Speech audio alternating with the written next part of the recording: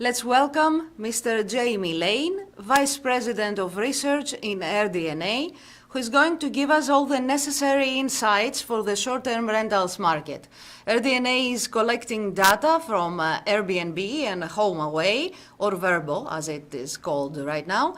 And with its tool, Market Minder helps property managers make critical decisions about their properties. Mr. Jame Lane, welcome. Hi, thank you very much for having me. You hear me okay? Yes, we hear you very well. Great, thanks. So as you said, I'm head of research at AirDNA, a short-term rental data and analytics company. And this is our third year speaking at the BnB Greece Conference, and are very thankful for the opportunity to present the trends that we're seeing in the market today. So I do have some slides that I'm going to share with everyone, and these can be made available after the conference as well. And just briefly going through our data set, we're going to review performance in Europe and then talk through trends that we're seeing in Greece and in the major markets, and then we'll end with a review of the outlook for the sector that we're seeing.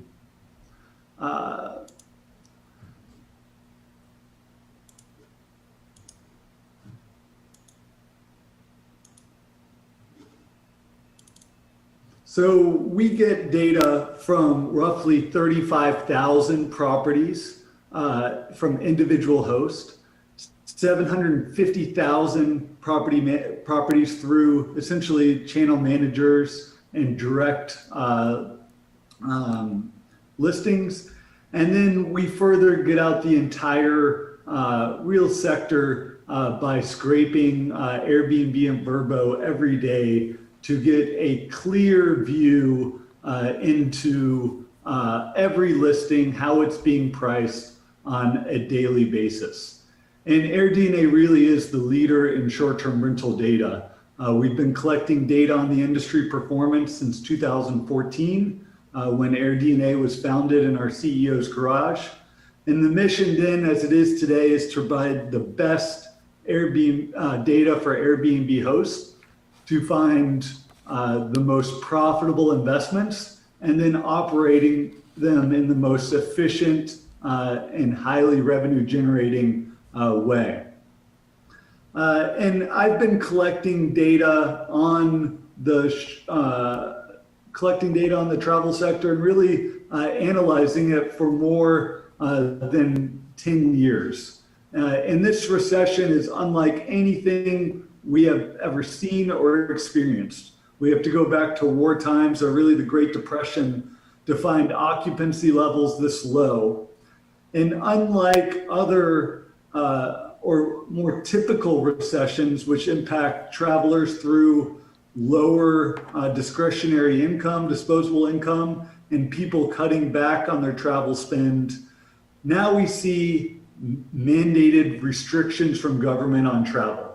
And this is much different than the Great Recession of 2010, and really anything else we've seen in a long time. And while it's bad now in terms of impact, it also means that as soon as those restrictions are lifted, then travel should start to bounce back more quickly. And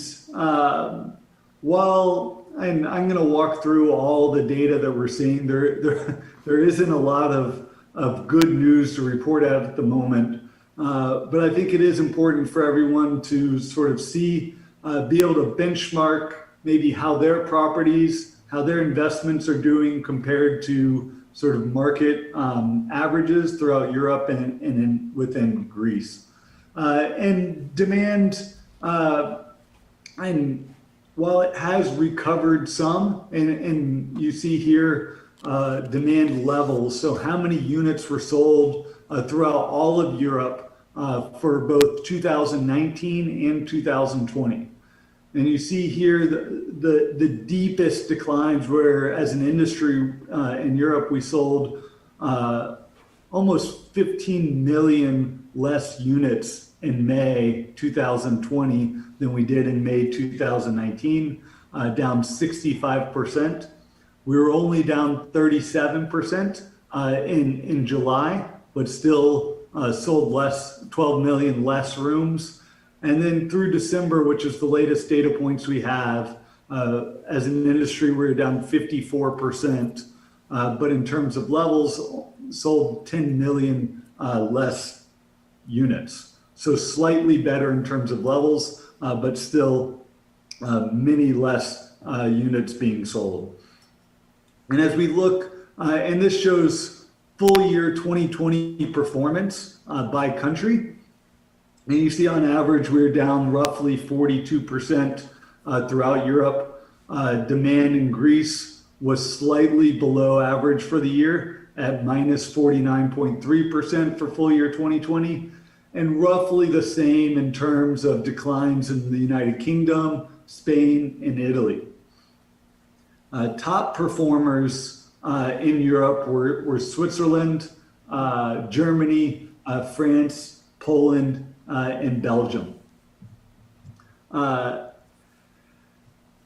here we can see how that recovery played out throughout 2020. You see here Greece in dark green. While it performed slightly higher than average in May and June, and Greece was very fortunate throughout the summer to have very low COVID-19 case counts compared to many of the other countries throughout Europe. Greece is now at the bottom in terms of performance for these major European countries, as cases have increased significantly over the past couple months, really rising in November. And looking specifically at data for Greece now, and here we see that same demand level chart with 2020 in red, 2019 in green, where January, February 2020, we're tracking about 20 to 30% and close to 40% growth in demand starting in March, really turned the corner, and demand really in terms of levels stayed at the sort of lows that we normally see during the winter. But we did see the standard sort of peak in demand this summer, reaching 250,000 units sold per week, which, while significantly as much as 5 times higher than we were seeing in March and April,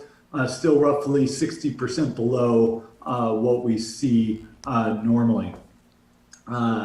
And then to the right, you see just what really happened as case counts started increasing in November, where we're now, as of the end of December, down roughly 75%. So even now worse than we were at on a year-over-year change basis in April and May, which had been sort of worse times. Do want to show sort of the KPIs, the sort of the key performance indicators that we're seeing for Greece and comparing them to 2019 levels.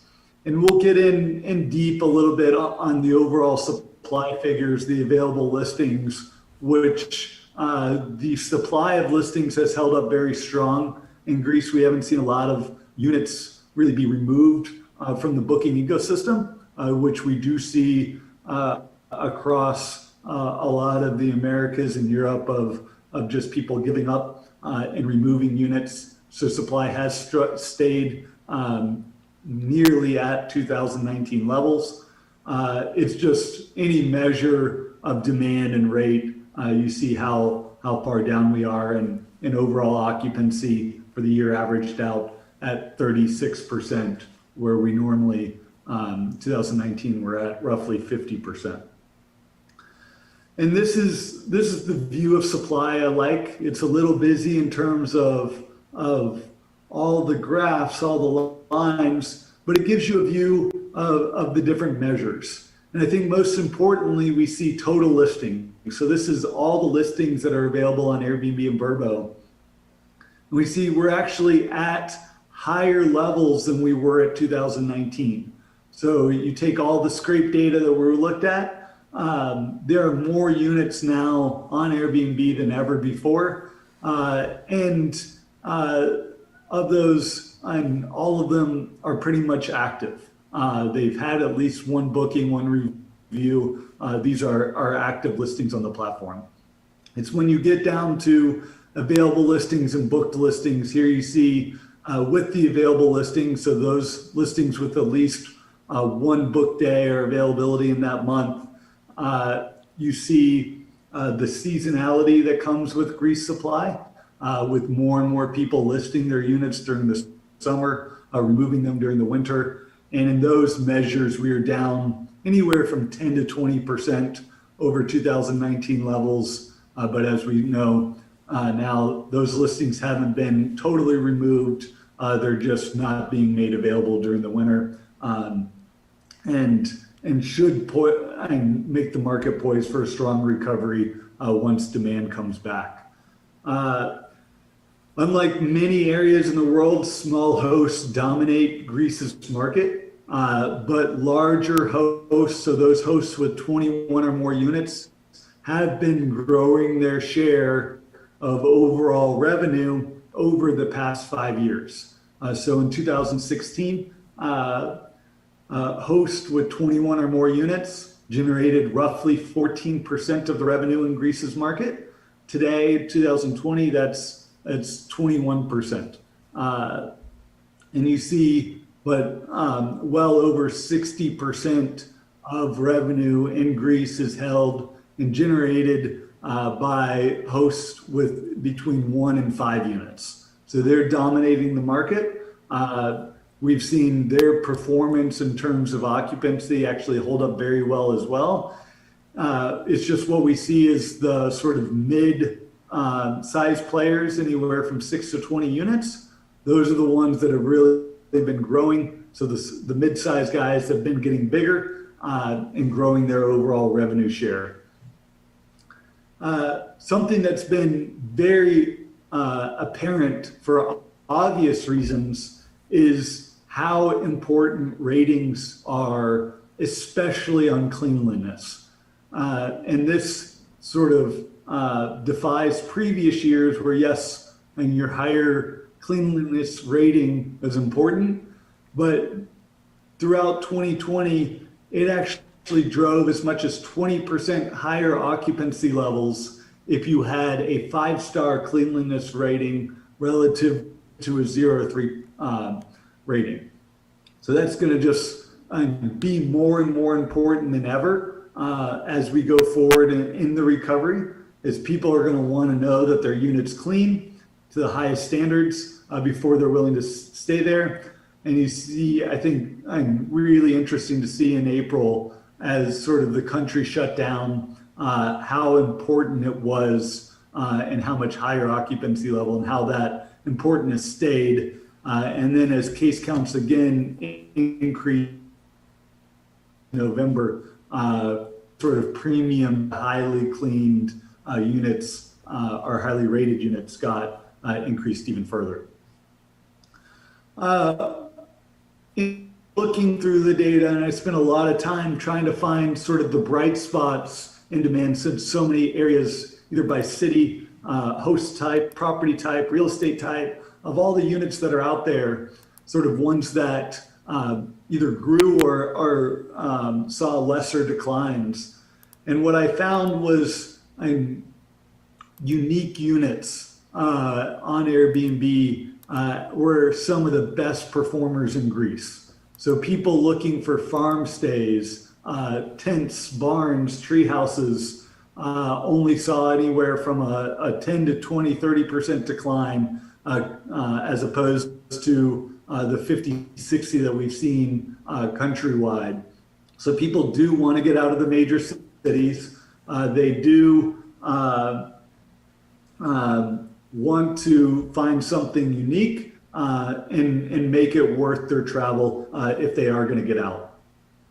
So looking at the major markets, as I said, there's not a lot of bright spots here. I've broken out sort of 2020 RevPAR change, so revenue per available unit of the top 20 countries, and you see how that differs by the major markets. Some bright spots there, but in general, pretty steep declines throughout 2020 performance. We also broke out sort of the key KPIs for the top markets in Greece: Athens, Crete, Mykonos, and Centauri, and not much differences to point out. We do see one metric that actually increased in Crete, with average daily rates increasing slightly. And that was more because of a changing mix in the type of units that people were staying in larger units, as opposed to some of the smaller units that were on the island that people had been staying at. So it sort of caused the overall rate average to increase. But generally, occupancy's down roughly 30%, rates down 10 to 15%, and demand down 50% across the board. And in these major cities, you actually see the supply down a little bit more than average, anywhere from 12 to 20%. This is one of my favorite slides, and it shows specifically for the city of Athens where the short-term rental demand is coming from. And we get this data from looking at reviews. So we're tracking every review that happens at every unit on Airbnb, and it can tell us where those guests are traveling from, the different places that they go to, and so we can track over time where people are coming from when they stay in Greece, and what countries are of most importance. And given that American travelers are such a high percent of overall demand, I thought it would be helpful to show some of the trends that we're seeing, or talk about some of the trends we're seeing from American travelers, as those trends will more than likely be present in Greece once people start traveling overseas again. So one of the biggest trends that we see is Americans are staying longer. We see that throughout European countries as well, with the ability of people to work from home, which allows travelers to blend work and vacations like really never before. So their next trip to Greece may be more like a month instead of 2 weeks, with 2 weeks of vacation and 2 weeks of working remotely from Greece. And short-term rentals are really poised to capitalize on this trend with multiple bedrooms, office desks, and kitchens for being able to cook for home. And when people are staying for longer, they want larger units. So in the US right now, 3+ units are most in demand. Unique stays, unique experiences outside of major cities are very popular with travelers today, as people look to escape the crowded cities, and people are actually willing to pay more. Even with weaker demand, we see rising rates, especially for larger units outside of the city. And we have seen a lot of domestic travel in Greece this year. So, and people coming from Greece are the top travelers within Greece. But still, I think nice to see that UK, France, and German travelers are still make up the bulk So people that would have gone are still going. And you see now number 5, Spain, making the list for the first time this year. So looking at the outlook, so just the decision making, as we've talked about, has changed, where people before were really looking at price, location, and the product and making their pre-COVID decision making. And now there's a whole lot of additional safety, cleanliness, travel restriction, information sort of playing into the booking decision. And as we look forward, so this is forward-looking data, demand on the books as of today, so what bookings have been made. And you see in the next few months, so through May, really look weak in terms of overall demand. But once we start getting out into the summer, so June, July, we're actually now above levels of demand booked that we saw at this time last summer. While still well below what actually happened, this gives us some confidence already that people are booking into the summer and that we could see a very strong recovery. And with the vaccine coming this year, already being distributed, we do expect travel will begin a significant recovery in international travel. But unfortunately, much of that recovery for 2021 will still be domestic. Our friends at Oxford Economics expect long-haul travel to Europe will still only be about 40% of pre-COVID levels during the 2021 travel season. So yes, this is better than the 5% we saw last summer, but realistically, it won't be until the summer of 2023 or 2024 until we're back to more normal travel patterns. We live in a global economy. It's not going to be any one country getting vaccinated that will lead to overall travel demand recovering. It's going to take billions of people getting vaccinated to feel comfortable, for the traveling public to feel comfortable getting out there again, and that's just going to take time. So with that, I want to thank you for having me, and you see my email here. Please reach out if you have any questions, need anything, want copies of the slides. I'm happy to help out wherever I can. Thank you so much, Jamie. I keep from your presentation, at first, let me say that seasonality was always high in Greece.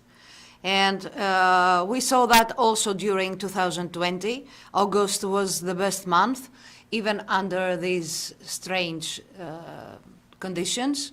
And maybe the timing of the vaccination all around the world will help the Mediterranean countries that receive the most the tourists from all around Europe will be benefited from the vaccination progress during summer.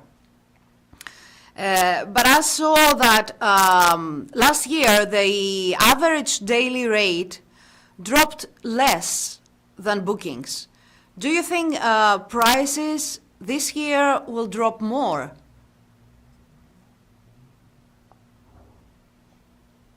No, I don't. And I think a key part is just why people aren't traveling. It's not because they don't have discretionary income. They don't, and most people that were traveling still have jobs today. Mm-hmm. It's just that they're not allowed to. So discounting on your property is not going to be the way to get guests to come to your unit. It's going to be the lifting of travel restriction that gets it. So we see it for the same trend for hotels. Mm-hmm. And ADRs rates aren't dropping because there's no reason to. By discounting, you're not going to get more people to travel. And which can help during periods of recession when people just don't have the income. We don't expect rates to fall further, no. I do expect them to begin recovering this year. And so you also said that we're gonna see an increase in longer term stays. About a month or so, combining work with vacation.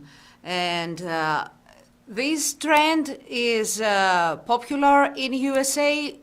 Do you think that we should aim to the American market for this kind of tourists? Yes, we're seeing Americans, when they travel, their length of stays have doubled in the U.S. So on average, travelers would stay about 4 or 5 days. Now that's gone to 8 to 10 days for domestic travel, which is a significant amount of time for a domestic trip. They would have just gone for a weekend. Now they're staying for a whole week. We expect those trends to stay with international travel as well. As now most people that are traveling have much more flexibility with their jobs to travel and stay longer. But we also see new demands on where people are staying. If someone's going to be working from their unit, they want really good Wi-Fi. Exactly. They want to make sure that if they are working, that their Zoom call is going to work, and that their boss won't know that they're sitting on the beach in Greece while they're working. Strong Wi-Fi, a desk, a nice chair to work at is going to be important for having people feel comfortable on those trips. A desk in front of great view, I suppose. And we have plenty of great views. Yes. Great. Let's hope that everything will go only for the best. And we are keeping that, we're expecting to go normal again after 2023, which is too long for many people. That's why we see a lot of owners or managers taking their houses out of the platforms. Let's hope that many of them will last and tourism will go up again.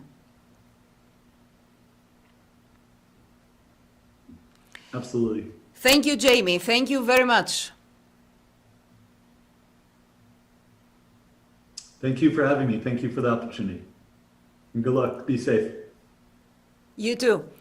Ευχαριστούμε πολύ τον κύριο Jame Lane από την AirDNA. Πάμε σε ένα μικρό διαφημιστικό διάλειμμα, να προσπαθήσουμε να διορθώσουμε και τα διάφορα τεχνικά προβλήματα που αντιμετωπίζετε. Καταλαβαίνετε ότι είναι μεγάλη η κίνηση που έχουμε στο site. Διορθώνονται σιγά σιγά όπως βλέπετε. Σε λιγάκι και πάλι μαζί σας.